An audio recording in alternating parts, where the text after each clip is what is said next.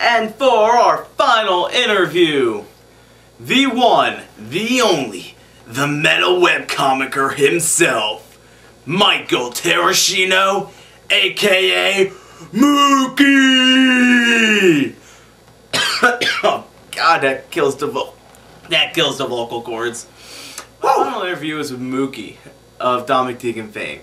Now, two things you gotta know about this interview. One, there are two interruptions in it. One of it is from Deadpool, and I'll explain that at the end of the video. And the other is from this annoying little 12, 13-year-old kid who I'm going to cut out of the video and put it into a separate video. Mostly because the kid was really obnoxious and I agree with Mookie, he should edit it out. Alright, but ladies and gentlemen, let's continue on to Dominic Deegan.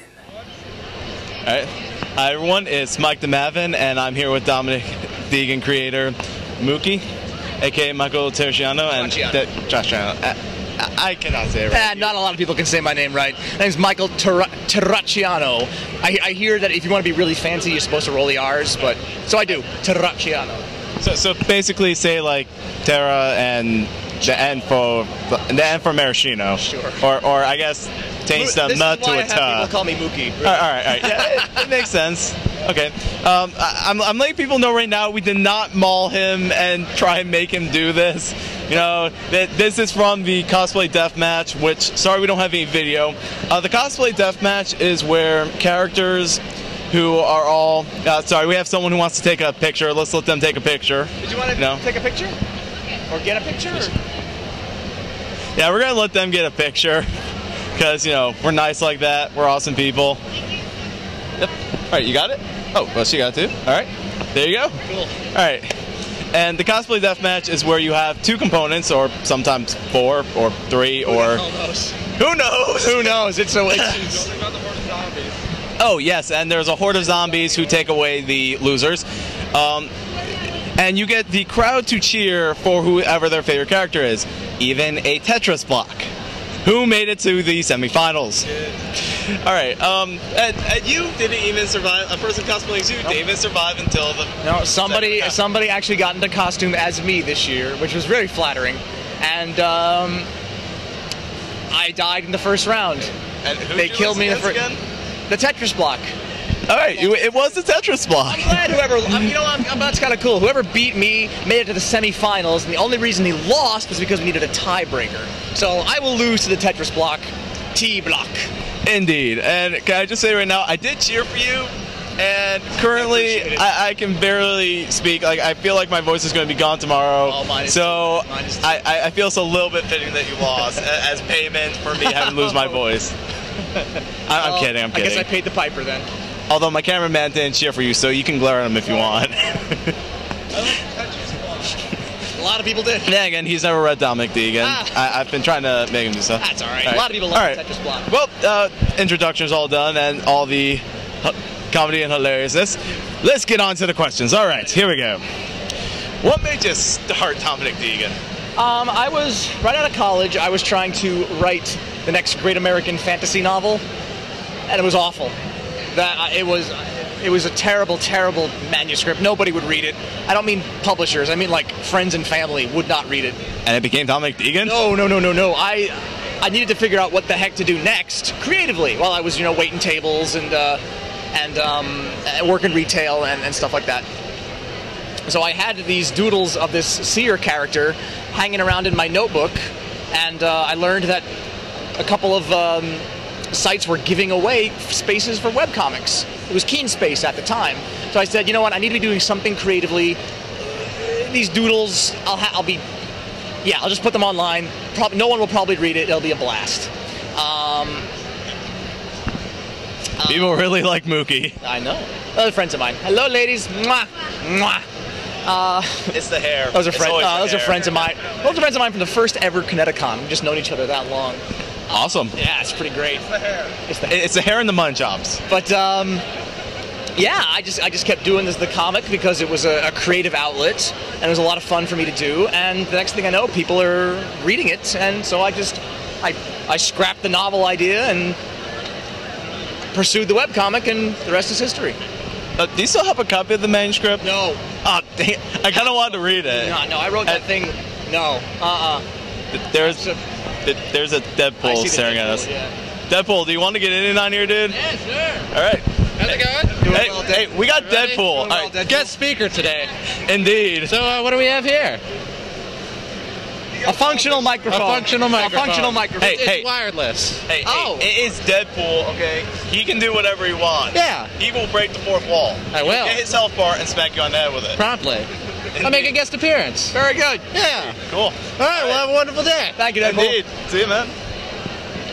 And that was Deadpool, ladies and gentlemen. Where the hell were we?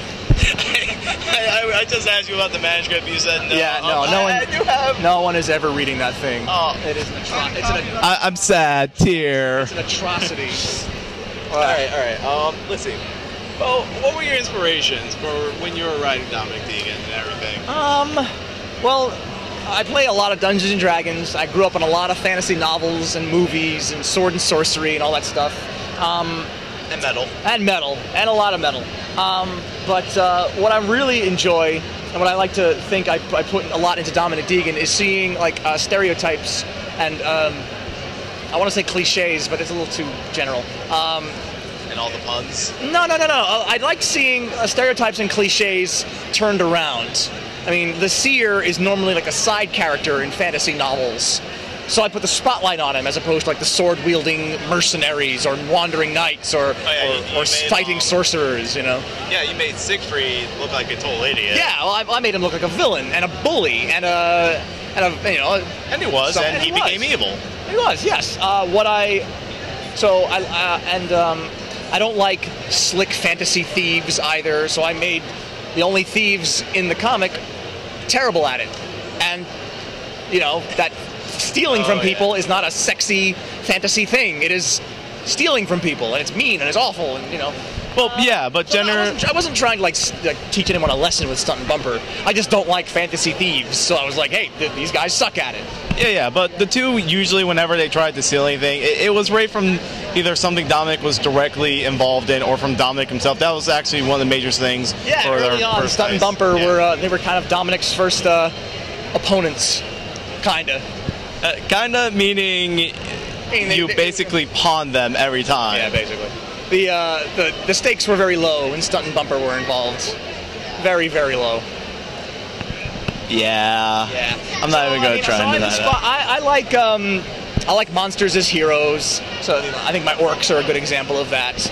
I like the side characters as main characters, like seers and guards and other such things like that.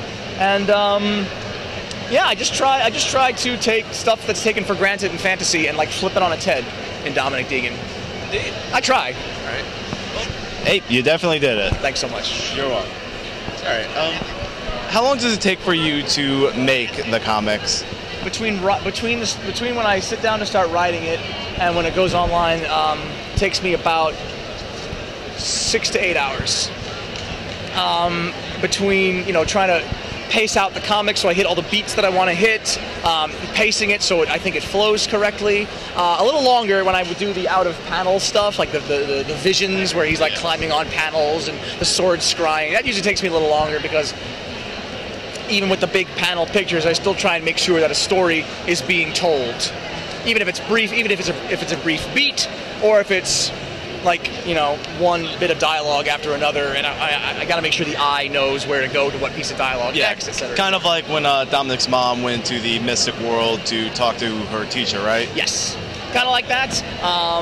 And that was actually really well drawn. Thank you very much. And also when Dominic recently was looking for what was he doing?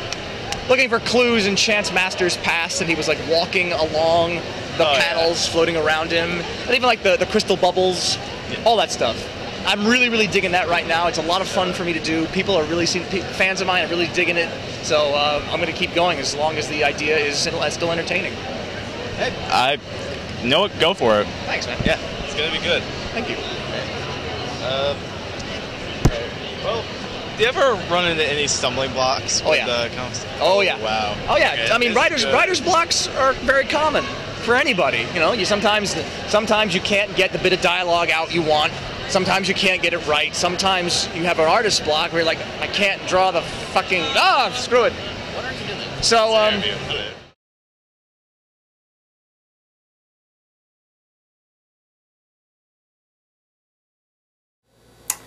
Okay, there you go. That was fun.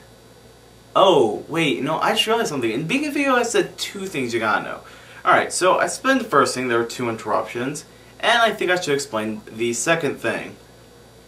The second thing was, Mookie's mom made scarves that he sold.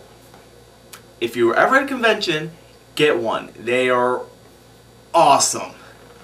And now I should explain about Deadpool.